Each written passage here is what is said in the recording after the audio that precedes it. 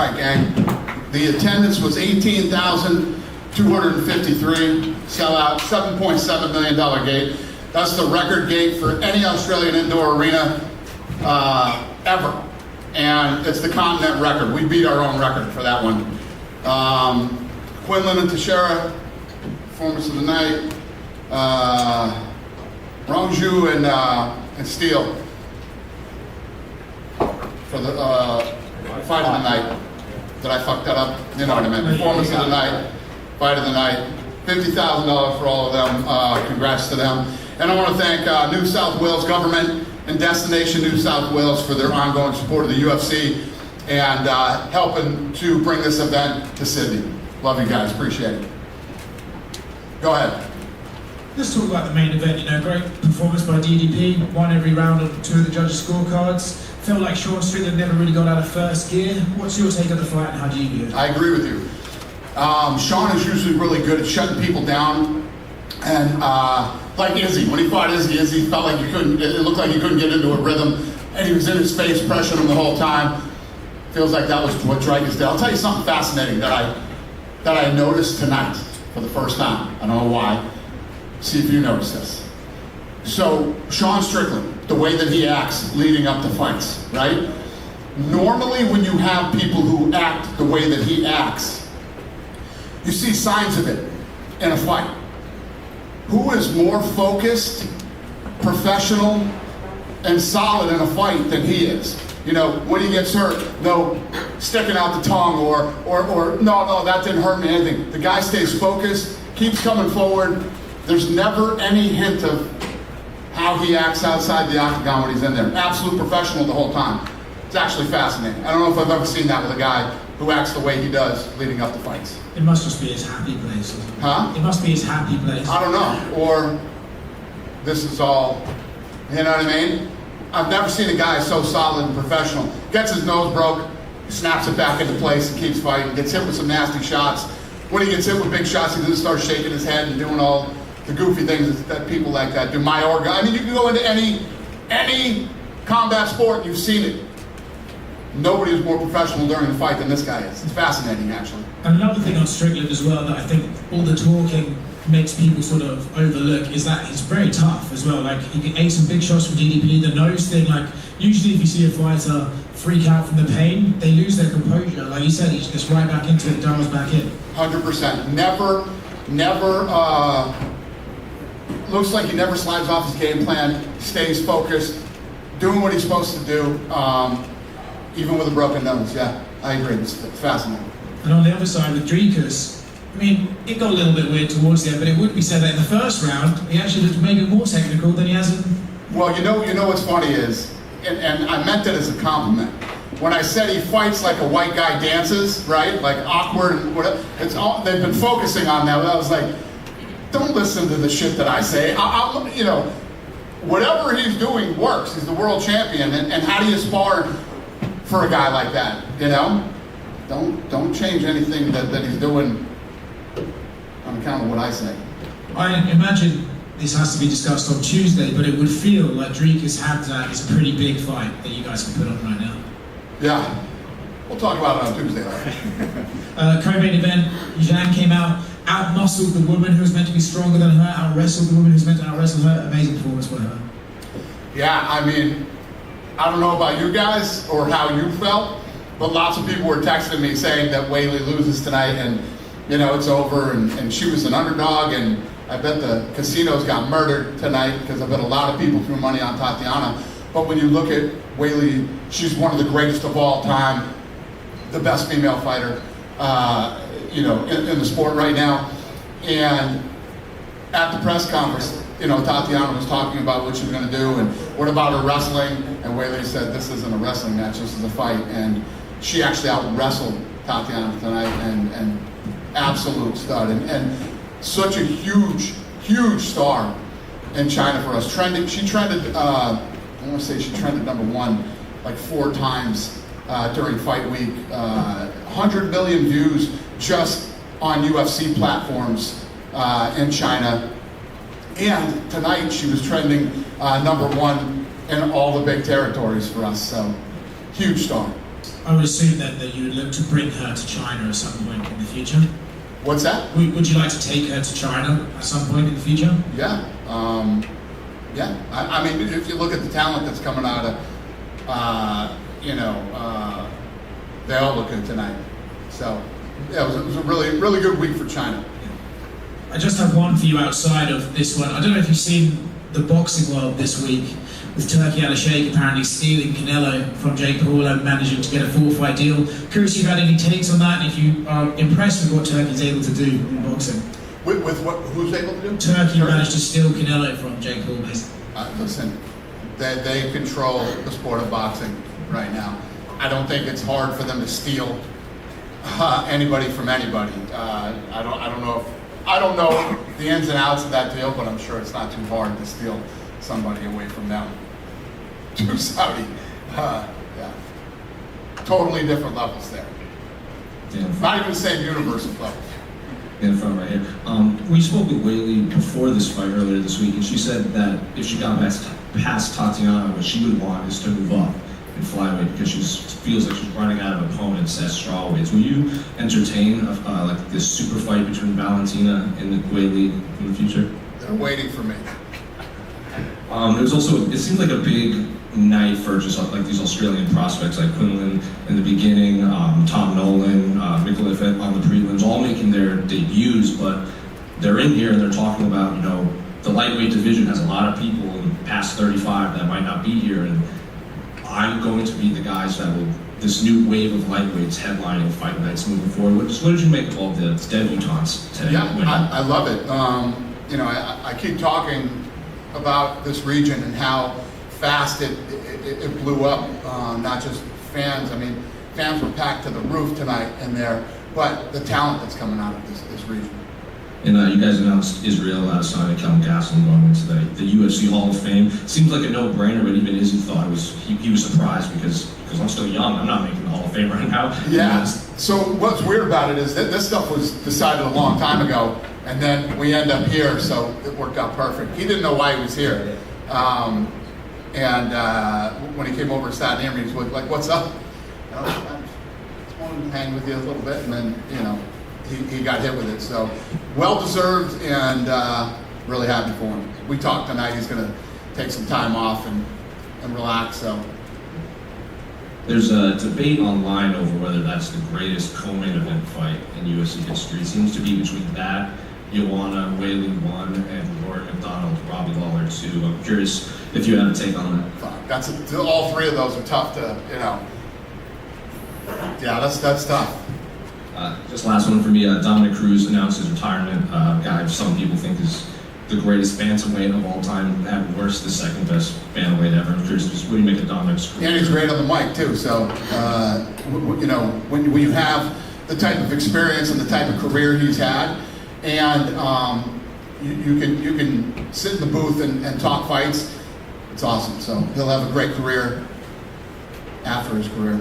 Was that his call to like kind of hang it up like after another injury? Did you guys have a conversation? Listen, I'm blown away that he's hung in there as long as he did. I mean, who's been more injured than this guy in his career? It's fascinating, and the mental drive to want to just keep coming back and trying again and again and again after so many surgeries and so many injuries. You got to give it to him, but I'm glad that he finally hung it up. Actually, just one more. A couple featherweights were here in Ilya Volkanovski and Diego. You guys announced in Miami and Montreal, Carter. Is there any, like this featherweight kind of trilogy between those three? Is there anything we can clear up on who's fighting who in the future? Soon. Not tonight. Who's next? What's up, buddy? 这次我也是代表中国名录前往特别国的本次赛事。你心中的 PST 第一是谁？是维利吗？ Hi, this is Lich from Migu. First question for you is, do you still think Valentina is the pound for pound number one, or Weili is the pound for pound number one right now? Valentina or Weili is the pound for pound? That's a good one. Yeah, I fucking hate answering these questions because I love them both. Maybe we'll just have to find out. 这是大家都很关心的问题。下场你会安排他和子弹打吗？我很想知道，也很期待这场比赛。Yeah, we're really looking forward to this fight. Weili versus Valentina. Do you think this will happen? It's a possibility. It's a possibility. 今年中国赛有个话，老板也希望你能来到中国，我粉丝能够期待你来感受一下中国人的武器。If there's a China event this year, hopefully, Dana, you can come to China, and a lot of fans is looking forward to seeing you in China. Well, thank you. Yeah, I've already said this week I'm definitely going to China, and I'm going to tour all around mainland, and yeah, I got a lot of plans this year for China. I will be there. And like I was telling these guys earlier, Weili and her team are waiting out here for me right now, so I don't know. I don't know, and I do know what they want. 今天中国的成千上万的粉丝都在关注这场比赛，而且在整场比赛来看，韦力受太大的伤，是粉丝们希望你都能给安排2场比赛，大家很期待。Yeah, Weili seems very dominated, and she don't have any injury. Do you think she can fight multiple times in 2025? Yeah, no, I don't disagree. Yeah, she looked absolutely dominant tonight. She looked great. As far as I know, she's healthy and came out of that fight with 0 injuries. So yeah, yes, the answer is yes, yes.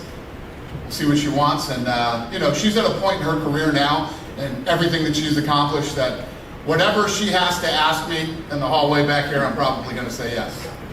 Thank you. 谢谢老板。Thank you. Then just straight ahead in between these two cameras. Yep. Hi. Obviously, there was a bit of talk in the build-up to this event with the tax that the fighters get coming here. I just wondered if there was any conversation between yourself and the Premier or the New South Wales government for any potential alleviation in that regard? About what taxes? Taxes for the fighters, if there's any conversation between you and the government about maybe taking them, helping out with the tax? If I had that kind of power, I'd be negotiating that shit for myself in the United States too. Unfortunately, my friends, we all have to pay taxes. It sucks, but it is what it is. Do you understand the fans being a little bit disappointed that, you know, the fighters don't have that incentive to come all the way to Australia because of how high the tax is?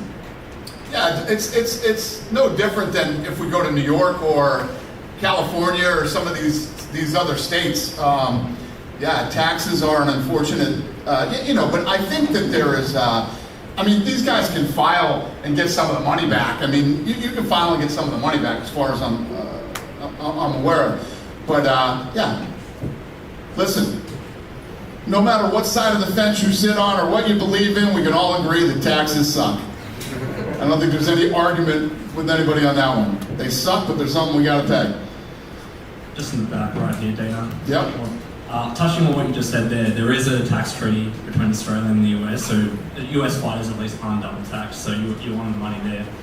Sincerely, I do also thank you for coming to Sydney. The vibe here was unmatched.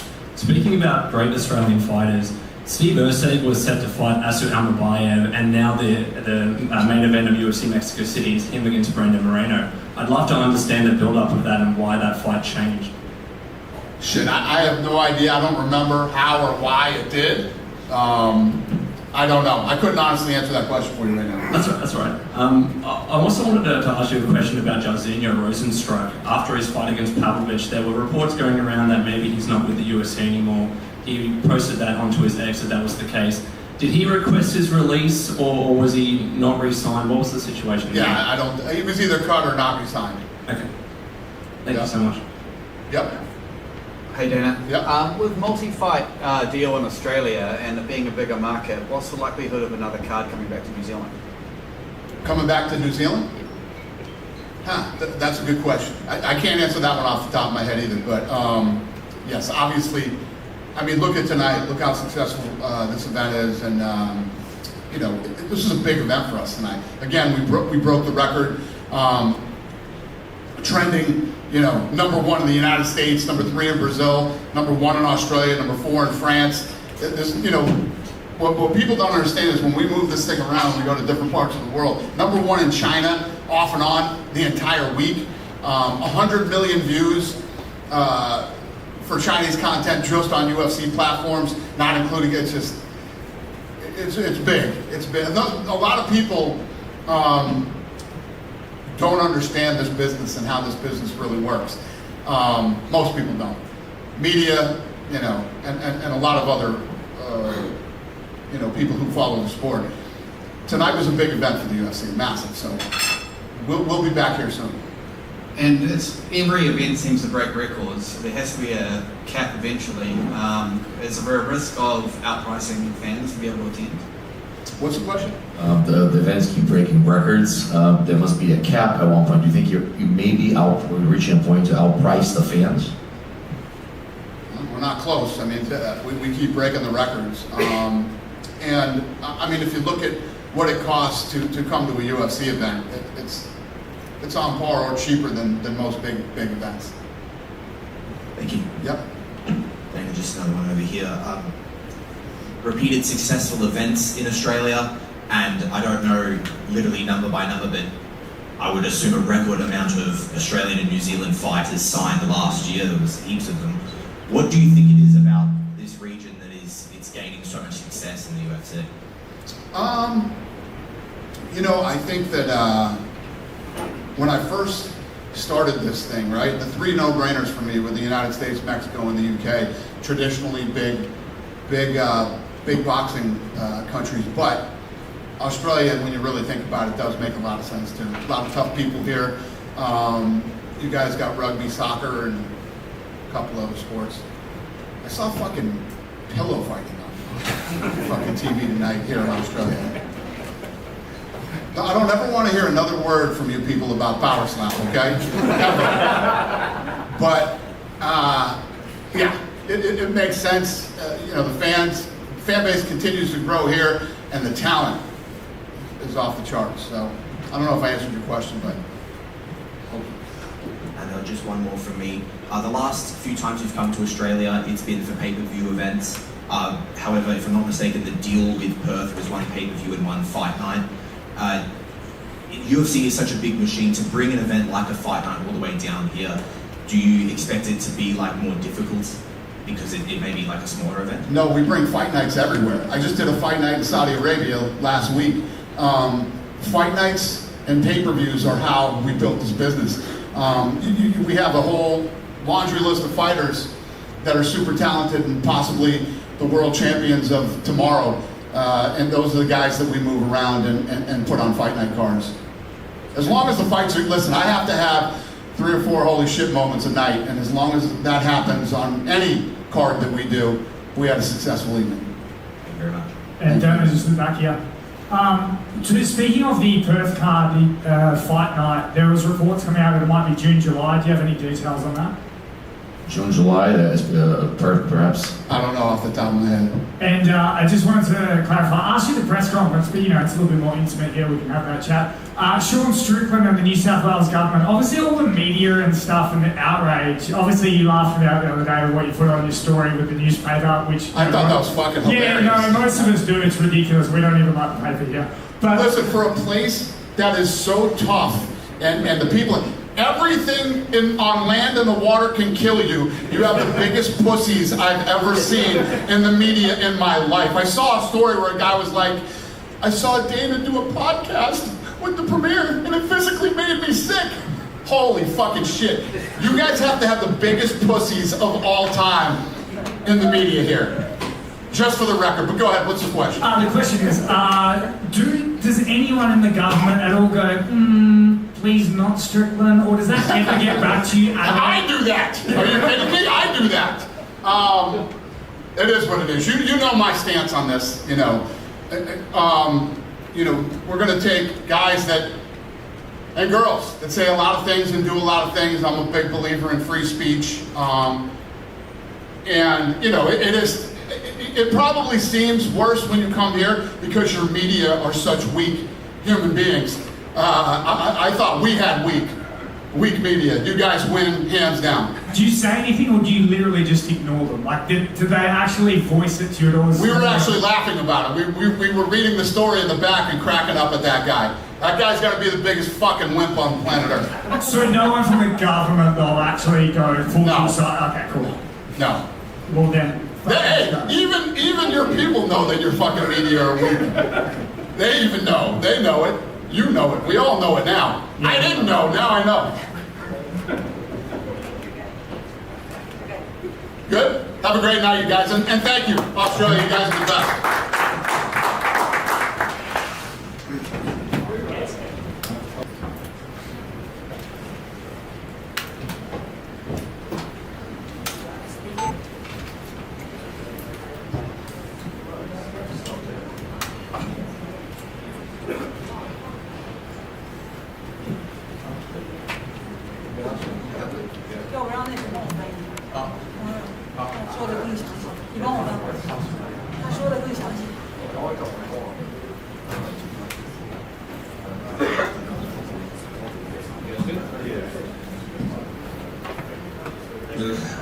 Congratulations on the victory. I'm curious, you played it pretty cool all week when people asked you about Tatiana calling herself the uncrowned champion and saying she would have already been the champion, she wasn't hurt. So I guess what are the emotions after not just getting through Tatiana, but doing so in very impressive fashion?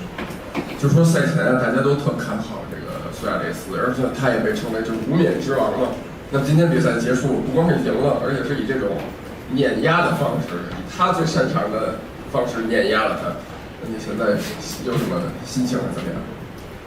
就是我特别感谢塔蒂安娜，然后这次来我们一块儿比赛，然后展示女性的力量。I really appreciate Tatiana to take this fight and let both of us show how good female fighters can be. 然后其实我也知道很多人就是说我没有打过这么强的摔跤手，然后塔蒂安娜也从来没有输过，但是呢，我不去管别人说什么，我只专注自己，然后做好自己。I know many people say that I never fought such a good grappler before, and Tatiana is undefeated, but I don't really care what others say. I just focus on myself. You seem to have her scouted pretty well. Whenever she shot for a takedown, it looked like you were defending before the takedown even happened. So I'm curious, did anything she do in there surprise you? Because from the outside looking in, it just seems like you had game plans perfectly for Tatiana. 所以今天尤其是这个防摔，感觉你的准备特别充分。每次他要爆摔，你都能马上做出反应，而且就是第一时间从防摔到反摔都有一系列的准备，所以感觉到你是有一个明确的比赛计划。所以，这些都是你有备而来吗？他在爆摔方面有哪些让你是意想不到的？其实我摔跤练了很多，准备了很多，也有特别好的摔跤教练，有张帅，还有 Frank 一直帮我。其实我上场的时候，我脑子完全是放空了，我不要给自己设定一个限制，就是害怕他的摔跤，防住他的摔跤，我只是想像水一样，就是流畅。So I know I prepared a lot about her wrestling and grappling. I have such a great team on that. My coach Josh, Frank, my training partner Zhang Weili. So before the fight, what I did is just empty my mind, trust my body, because I know my body knows what I'm gonna do in the fight. Dana was in here and he said that your team was waiting for him in the back, and earlier this week you had said if it was up to you, you would go up and try for a second belt against Valentina. Dana said he was going to talk to your team after. I'm curious, did your team and Dana talk after his fight? 所以就之前也说，如果这场比赛拿下了之后，你想生重挑战一下第二条腰带。然后呢，刚才大拿也在这儿，也有人问他这个问题了。他说有可能吧，他也没给一个确定的。所以你跟你的团队会在赛后跟他沟通一下这事儿吗？一会儿可以沟通一下，问一问吧。就是所有的东西可能都需要一个时机。对，如果有了好的机会，然后对手也很愿意接，或者他的伤病也没有，然后所有的东西，天时地利人和来了，这个比赛可能就会来了。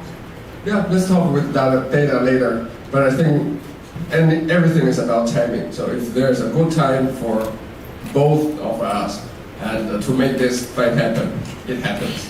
Just last one for me. I think I know your answer, but Dana was asked who he thought was the number one pound-for-pound fighter between you and Valentina. He said he couldn't pick because he loved both of you. Do you think you are the number one pound-for-pound female fighter in the world? 所以刚才大男还被问了一个问题，就是说你跟秀琴哥谁是 pound for pound number one 的女选手？大男呢非常狡猾的拒绝回答这个问题，他说他喜欢你们俩人都喜欢，那你觉得谁是第一？我从来不追求这个排名第1或第2，我不关心这个，我只关心如何让我自己变得更好，如何成长。To be honest, I don't really care about like who is pound for pound number 1, number 2. It doesn't really matter. What I care about is how can I just make myself better. 雨山 ，Hello， 美丽这边亮哥，OK， 今天比赛啊，特别好，恭喜你啊！也按照训练之前的计划都这么做的，又是冠军。然后我有问题是300万之后，看你也挺好的，你为什么这个秘密告诉大家呢？我们也很想知道。就是我上次打完300比赛以后，第2天就进入了剧组，然后拍了一个drama的电影。我说完，就是我上次我跟小南300打完以后，我就第2天回国以后，我就进入剧组了，然后就拍了一个非常drama的电影。Oh, so Lee just asked me, what did you do after the UFC's 300 since you were pretty busy? She said, after the fight, I just went to the next day, right after the 300, I just went to the field, shoot some field, stay there for such a long time. Yeah. 然后很快就要上映，就是在中国4月4号就要上映了，也希望大家多多关注。And this movie gonna this April in China, so hope you guys can follow it, support me. Hi, Lily. Hi, it's Pat in the back. Near the cameras. Hello. Hi. So after your win today, what does your journey look like from here? 所以今天这场比赛拿下之后，接下来的会有些什么想法？会做点什么？就是包括比赛啊、生活这些事儿会怎么安排？接下来先放松一下，先去吃一个冰淇淋，然后放松，因为就是这个训练营时间比较长，然后也非常辛苦，对，然后先让自己放空一下。First thing I'm gonna do after this fight is to get myself an ice cream because it's such a long and hard camp, and then I'm just gonna relax a little bit because this fight is really hard. What flavor? 香草和巧克力的。Chocolate and vanilla. Sean, over here. You're doing so well with your English all week, and now you've stopped. How come? Okay, I fight finish, my body a little bit tired, my mind I'm lazy. I don't want to think. I just want. I'm so lazy now. Oh, that's fair enough. I believe this was your first camp with Bang Tao. Do you think there's a partnership that you're going to keep maintaining going forward? 就是这个好像是你第一次就是整个完整的备战全部都在帮操，那你觉得接下来的比赛你还会这样吗？Depends is where fight. Before I just 1 month is in Bangkok. This time and go to USPI, but this time Tatiana is in PI training, so I'm very shy, so I don't want it's every day watch my opponent. So I think it's in Bangkok training is good for me. Yeah. And it's cheaper there as well, eh? Yeah, 就是更方便。Yeah, it's more easy for us, right? Yeah. Closer to us. Yeah. Thank you. Thank you. Sean, over here to your right. If you Google the word strawweight, the first thing that pops up is a photo of you. You're talking about the potential of going up. Does anything still motivate you at strawweight? 所以啊，现在如果你在谷歌搜女子草量级，第一个蹦出来的就是你。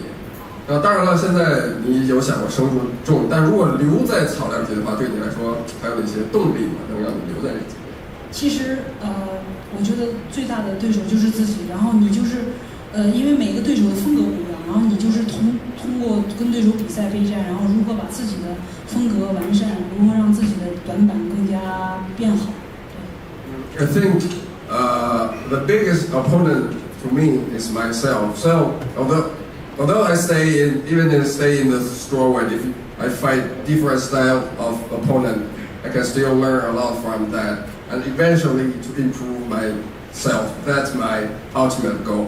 所以就是对手都是我的老师，然后就是我把每一个对手都看成我老师，如何从他身上学习更好的东西，让我自己变强。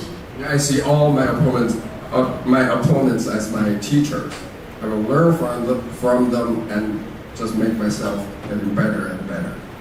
If I'm not mistaken, this win tonight brings you to tied most defenses of the strawweight title, tied with Joanna, who you have 2 victories over. Are you the best strawweight of all time? 所以今天这场卫冕胜利之后，你应该跟乔安娜持平了在这个级别卫冕冠军次数的记录。所以你觉得你自己是史上最佳的女子草量级冠军？没有，我觉得乔安娜是非常好的。我从一开始练 MMA 的时候，我还是个新人的时候，我就一直看着她，一直想跟她比赛，然后想向她学习。然后今天她专门来看我的比赛，我跟她说我要在悉尼比赛，你可以来吗？然后她今天来了。特别开心。Joanna is still the legend. You know, when I just started my MMA career, I look up Joanna as I learn from that. And one day, I couldn't imagine one day I could fight against her. You know, before this fight, I texted Joanna, say, hey, I'm gonna fight in Sydney. Please come to watch. And today I saw her. I'm really happy. Thank you very much. Thank you.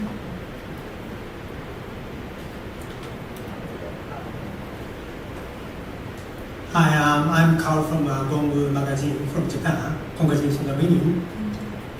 In the third round, you had a moment where your triangle choke seems very close to finishing. How did it feel that moment? Also, was this a strategic move planned beforehand, knowing that Tatiana would be reaching for the guillotine, or did you naturally find yourself in that position and decide to go for it?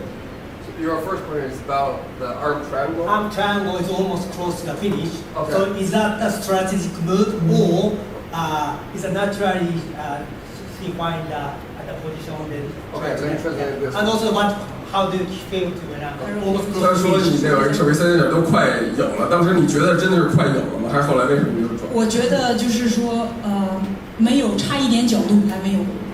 So yeah, it's already there, but the angle is not really there yet. So yeah, I don't think that I got her. I don't think I got her for the arm triangle. And for the second. Is that strategic to the move, or is naturally she find the move?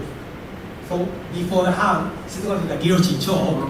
So she planned to do that triangle choke before hand, or is it naturally she did?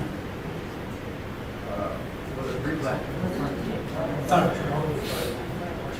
Almost got 那个手臂三角是你事先就是预料到，还是说因为到哪儿了，然后？其实我们练的特别多的手臂三角，对，然后但是我不会给自己就是说设定一个限制，就是我要怎么样，就是到哪个位置就做哪个什么样的动作。So we drill a lot of different submissions, and arm triangle is one of that. But in the fight, I won't say, okay, I will do this, but just if it happens, I will just see where it is. If it happens, I will just chase that. I won't chase that on purpose, but if it is there, I will just like. 就是 be water， 然后我还有特别好的就是柔术教练，因为当时他就是大家都知道他的这个锁头特别好，然后呢，但是我一点都不担心。So and I also have a great jiu-jitsu coach. So we all know Tatiana's grappling is amazing. Also, she also has a really good guillotine choke, but I never worry about that. Thank you very much. Thank you. Any more questions? OK， finish， 谢谢。Thank you.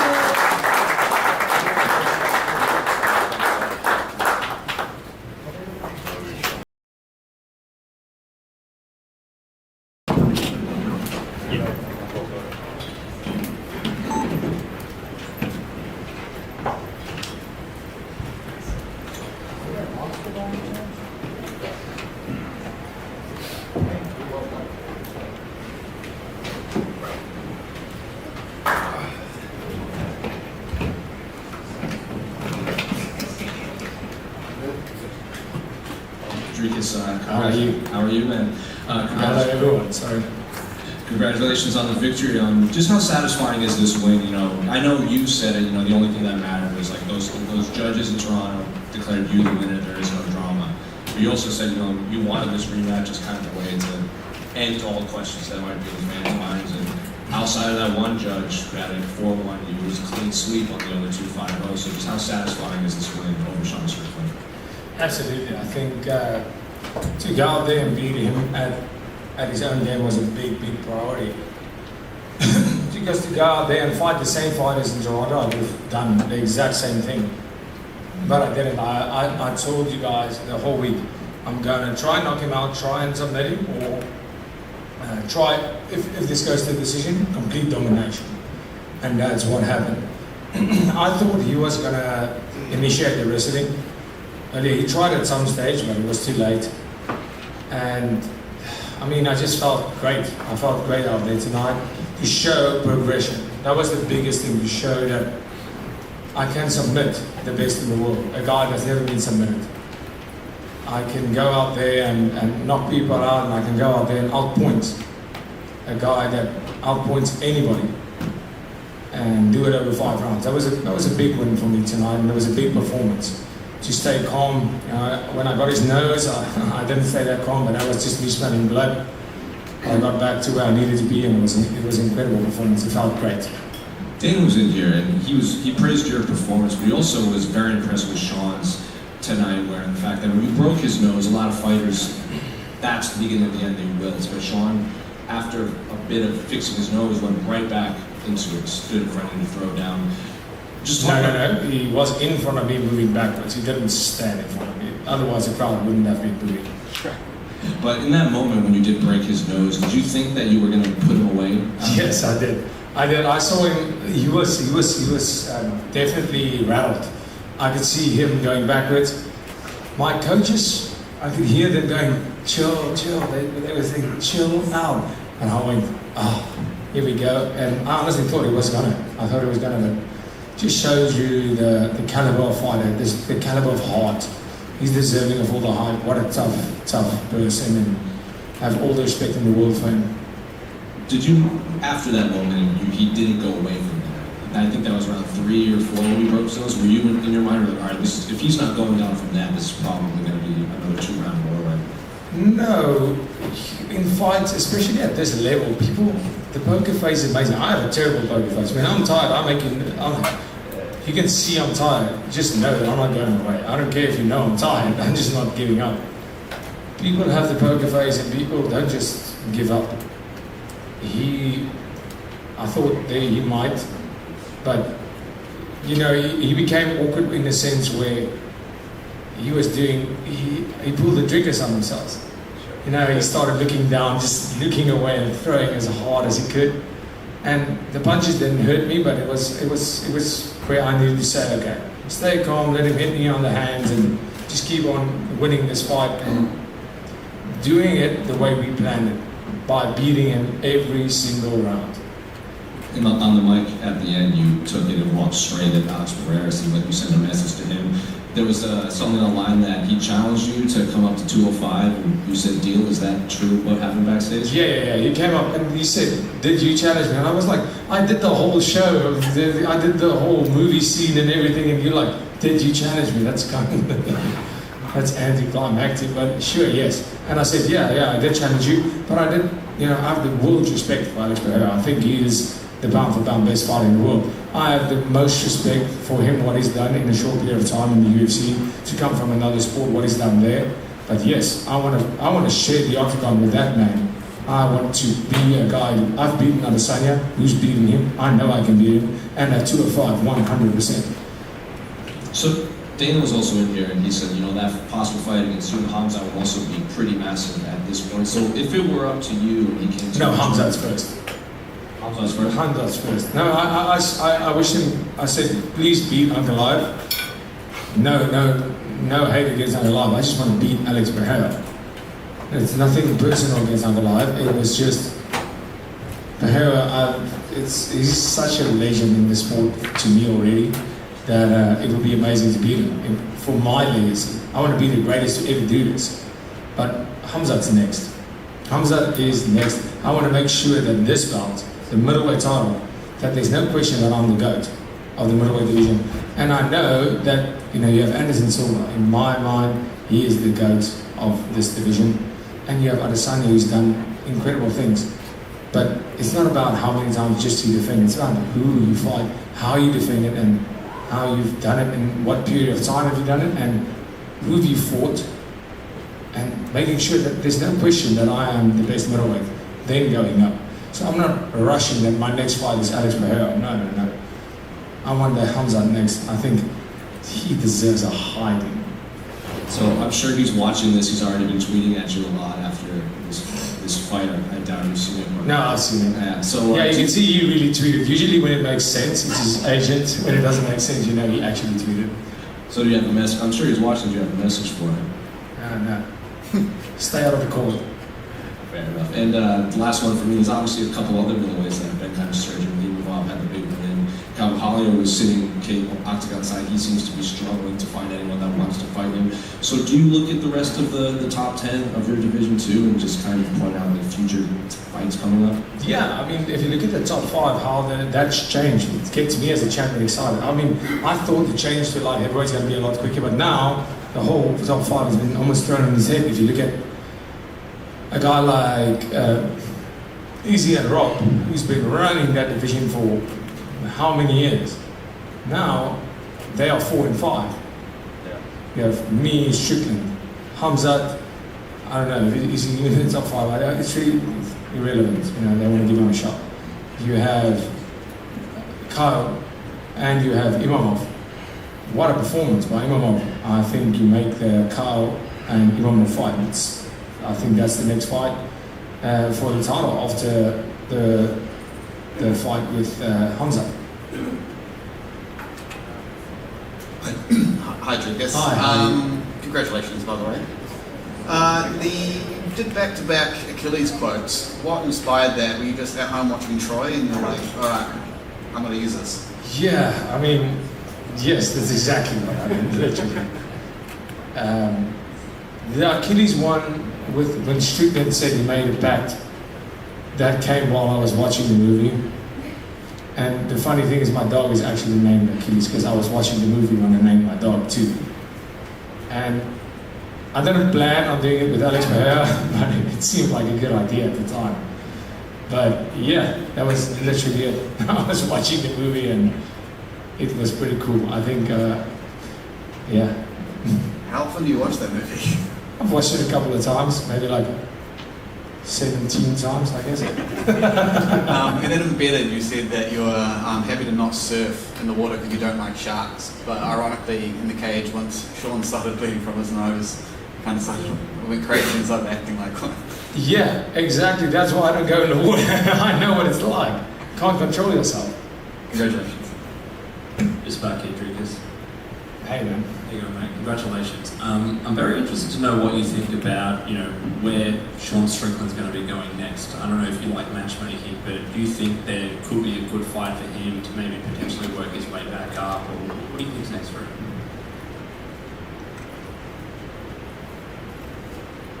Apologies for the title. That's a very interesting. I know what's going to happen next. I can almost guarantee you what's happening next. Is there any bet that he's fighting Adesanya next? Yeah, I just thought of that, yeah.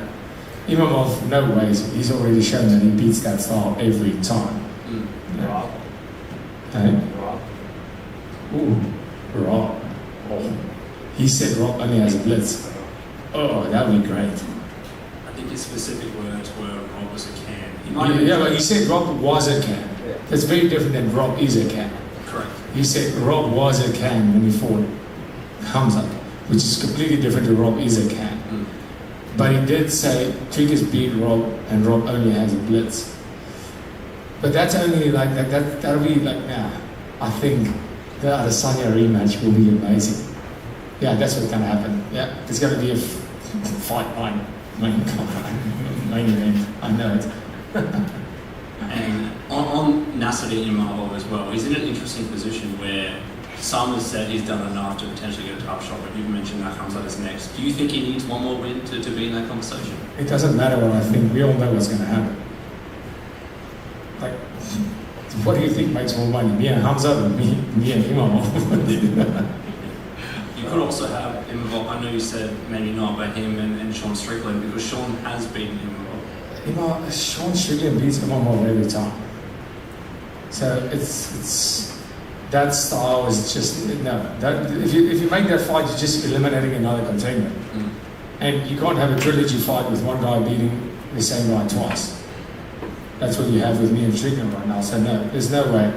Strickland is Robert Whittaker right now, and I'm Israel Adesanya of 3 years ago.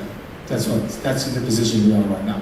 And one last question for me. Hypothetically, if Magomed Ankalaev were to beat Alex Pereira, would you still be interested in moving him? Excuse me? If Ankalaev were to hypothetically defeat Alex Pereira, would you still be interested in having a 205 fight? Yes, absolutely, eventually.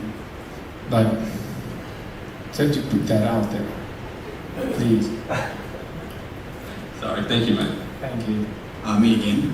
Going back to Strickland and Israel, you've fought both of them in the last 12 months. From the versions you've fought of both those fighters, who do you think wins between the two of them? Jeez, you guys are not asking like the normal lame questions like I sometimes do. Jeez. If the fight goes past round 2, which it will, Strickland wins that fight.